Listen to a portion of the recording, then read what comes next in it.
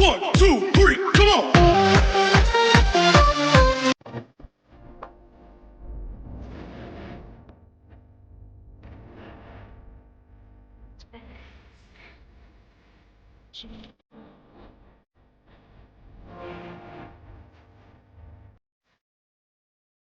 Today, I'm gonna do pressed tomato juice.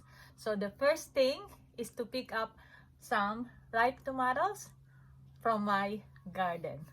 Look, they all ripe and ready to harvest.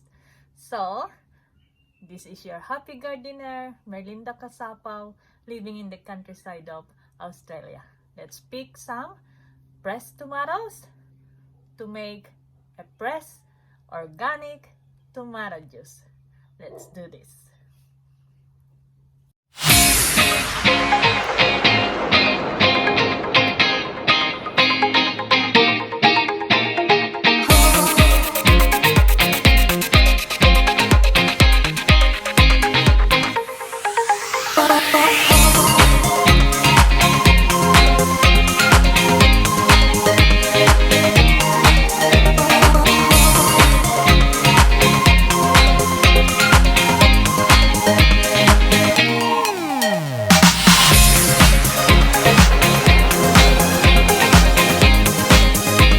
Look at the tomatoes I harvested from my garden.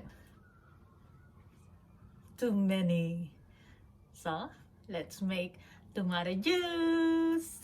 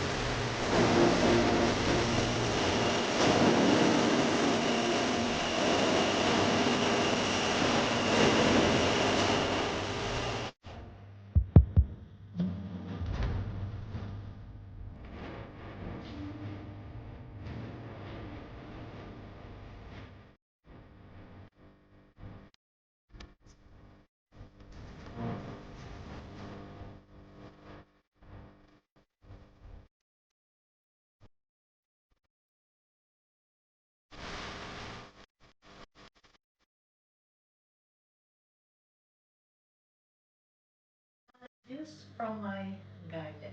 How good is that? By the way, thank you very much for watching my video. Don't forget to like, leave a comment, subscribe if you're new to my channel, and ring the notification bell. And see you on the next vlog. Bye bye. Take care.